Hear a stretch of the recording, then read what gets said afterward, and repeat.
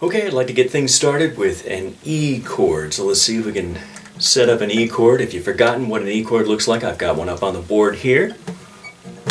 I just want you to take your pick and pull down, pull up.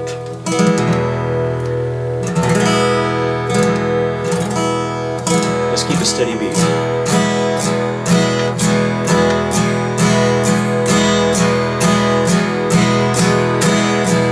Try to keep that E so that you can hear every single string. Use the tips of your fingers. Pick up the speed a little bit.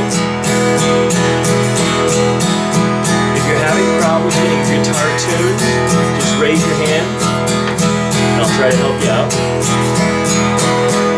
Okay, taking up the speed. Still pulling. Pull, pull, pull, pull, pull. Pulling up, pulling down. Try to keep that pick just a little bit loose.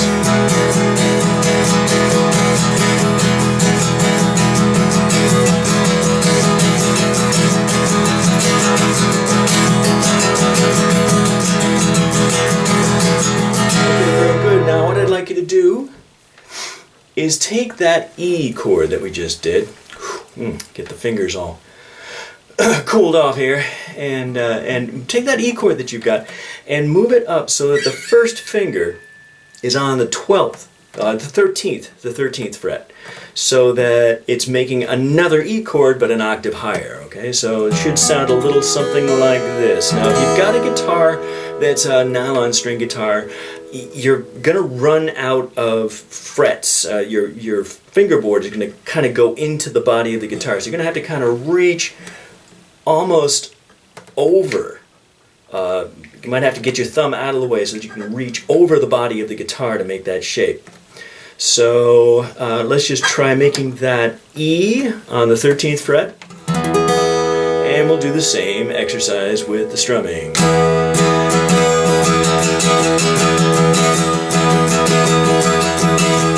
to make some of the strums louder and some of the strums a lot softer.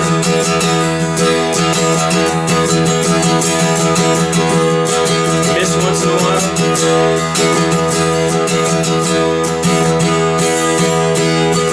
But keep that hand steady. The hand is never going to stop. It's always going to go up, down, and it's pulling across the strings so that you have a loose feel to the pick. The pick isn't rigid. You're just pulling it back and forth across the strings, right over the sound hole. Make sure you're making the richest sound you can make.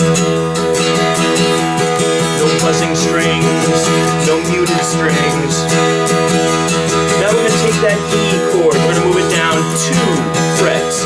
So if you were on the 13th fret, you're going to the 11th fret. Pretty sound, right? Did we change the shape of the chord? We didn't change the shape. Just move it where it was on the fingerboard. Okay, let's go 2 more frets down. First finger now will be on the 7th. Oh, I guess that's the 9th fret.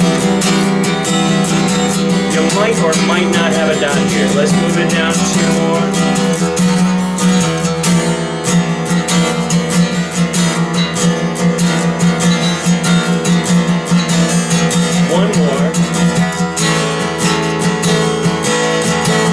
A little nicer than the one we were just on, right?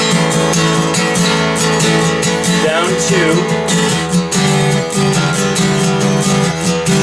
We're able to make the switch that time without actually moving through the fret that was in between. You see, we make that next big jump. Down 2, look for the dot.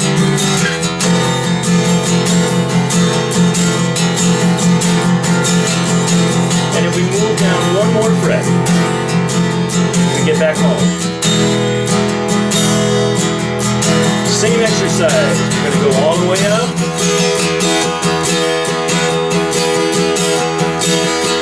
Down 2. Down 2 more. Down 3.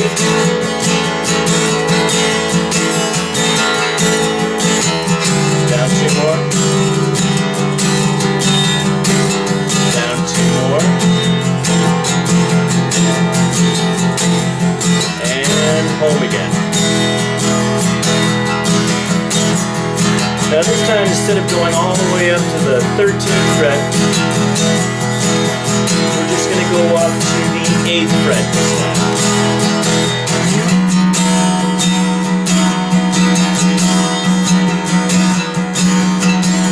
Okay, everybody match my pitch now. Let's go down 2.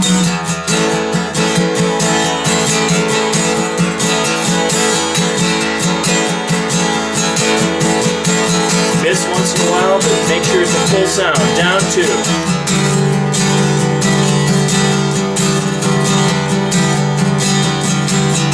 Down 2 more. And then back home.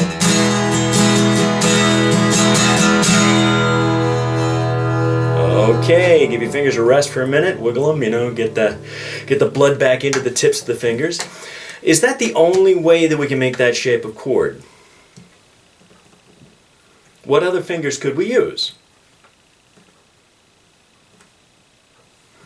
Right, we could use the 2, 3, and 4. And the nice thing about using the 2, 3, and 4 is, for those of you who are using a classical guitar, a nylon string guitar, what's going to happen is you're going to be able to reach a little further to get up to that 13th fret again.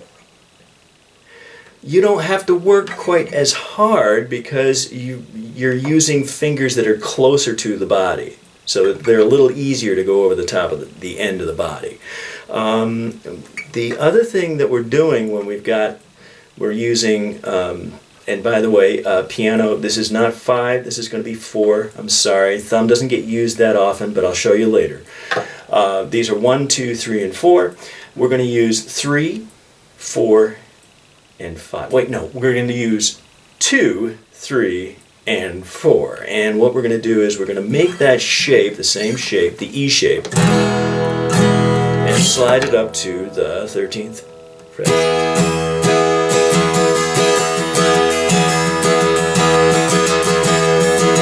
The other thing that we're doing is we're getting ready for bar chords. We've got the same fingers that we're using when we create bar chords, only we're not using the bar yet. We're just getting those fingers in place, showing them how to work together to make that E shape. So let's try again.